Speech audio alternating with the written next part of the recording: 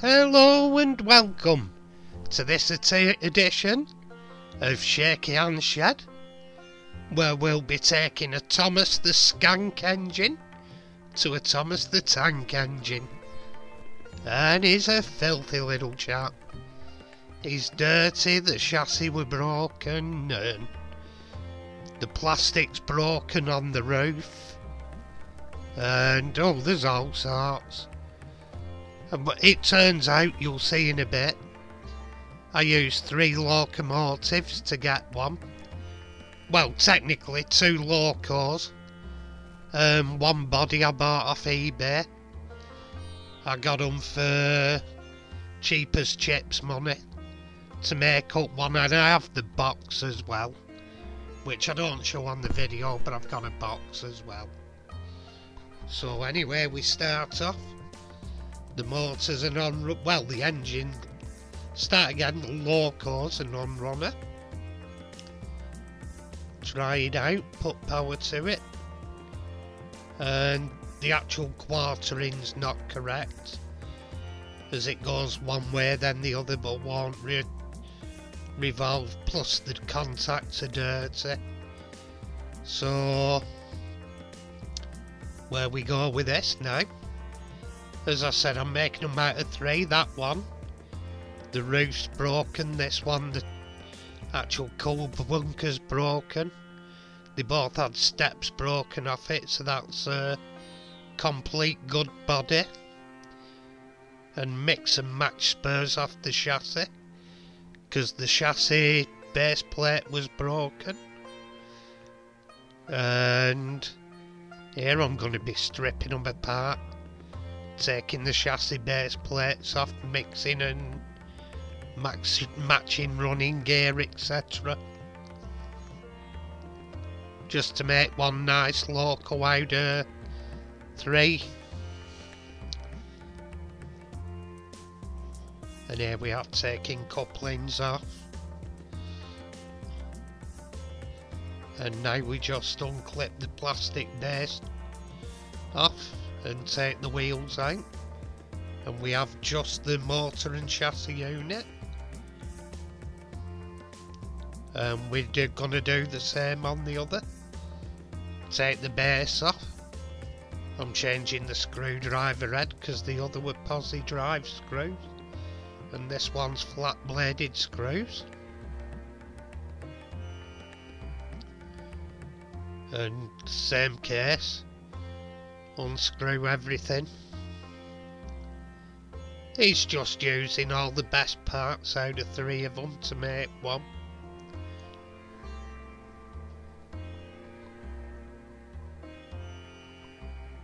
And here I'm doing... we're just checking it's working. And there we are, spinning round happily.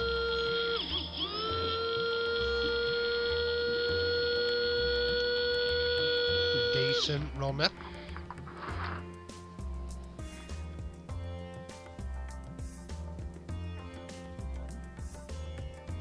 So what I'm doing here, I've got a glass fibre pen and I'm cleaning the contacts. That one had some deep scratching in it, so I'm actually sandpapering it down, get rid of the scratches. And clean that one up. That one's not quite as bad as the other was, just a quick shufty over with a sandpaper. And at this point I'm cleaning it off with IPA, get rid of old greases and dirt, etc. Wipe it off with a kitchen towel after.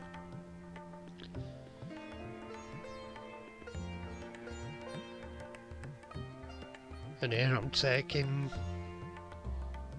oh no, I'm putting a bit of oil on, I think. Yeah, doing a little bit of oiling.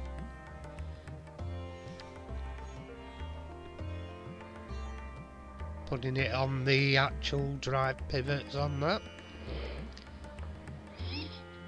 Oiled the motor, so the motor's a lot nicer, a lot smoother.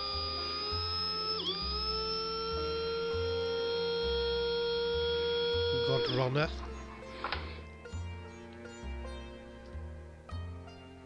So next we clean up all the wheels.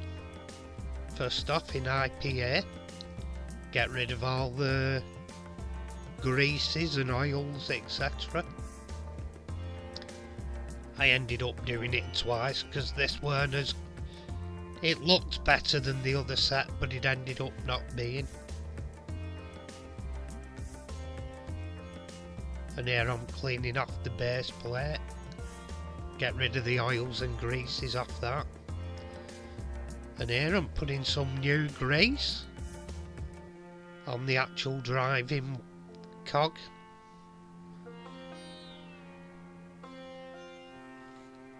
Put quite a bit on. And here I'm just painting some oil with a paintbrush into the axles, dropping the wheels in.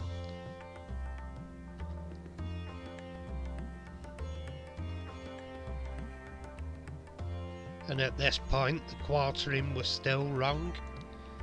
And like I say, I actually took this set in out and put the other set in.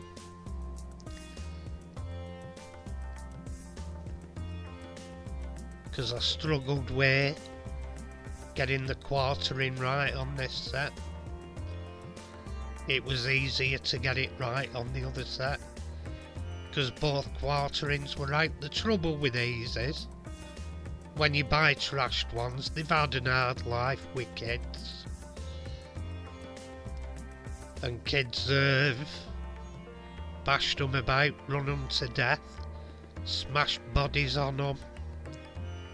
So you struggle. Even the good body I got, it was the best body I found on there. And I still had to repair one of the buffers on it. So even the good ones have damage on them. So you have to be careful what you're buying with them. You have to remember it's a young child's toy, and they weren't exactly considerate with them.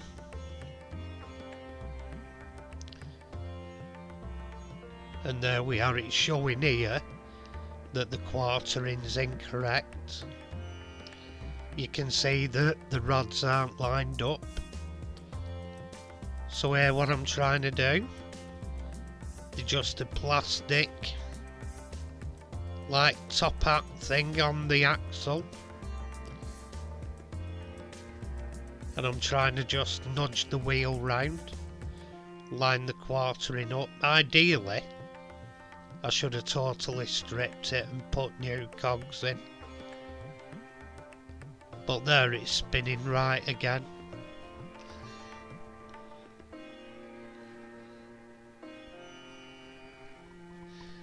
But to get it right, I did use the other set of wheels out of the other chassis.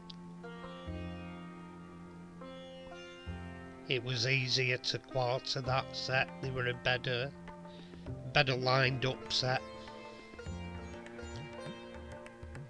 And at this point, here we go. She's off.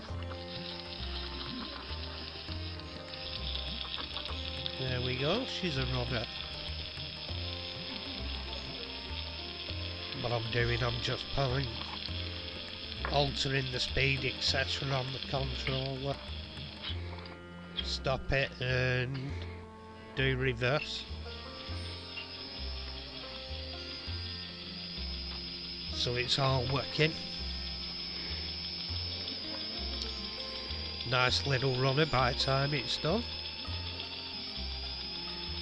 Or on these, the body as well, I'm pretty sure the blue plastics Hornby used had there was probably a chemical in it that made it decompose or weaker than others, because I've got another video coming up where it has a blue plastic chassis and the blue plastic just crumbled. Like these, all I did was push part of the body on and the cab roof crumbled on one of mine, and one of the others, the coal bunker, had fallen to pieces or been smashed. I don't think it was very strong plastic, to be honest. But there we go. Here we go, connecting up again. There we are, more testing. And testing and cleaning wheels. While it's running, just cleaning it, holding a glass fibre pencil onto it. Lovely little run of me crocodile clips fell off. And here we have two different faces. And I'm making my mind up which one of them to use. One of them's much softer and not as good detail, the white one. It's not as good detail, so I think if I remember rightly, I opted for the grey one. Or I may be wrong, it may have been white one, whichever it was anyway. I've still got the other if I wish to swap over.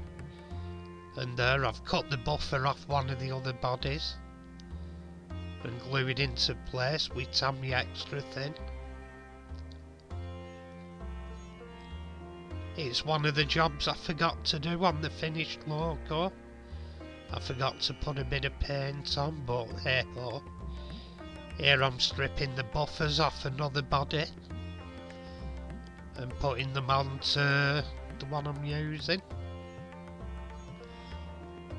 And for one of them at the front, it needed cut down because it wasn't fitting proper. But I glued that in with Tammy extra thin. And here what I'm doing, the chassis isn't that perfect for holding it in, so I'm using black tack to hold the body to the chassis, which it's cracking stuff, highly recommended. And anyway, here we go. He's a lovely little runner again. There we go, backwards and forwards. And a bit slower. Beautiful. Going like a Swiss watch. Here we come, forwards again. Lovely.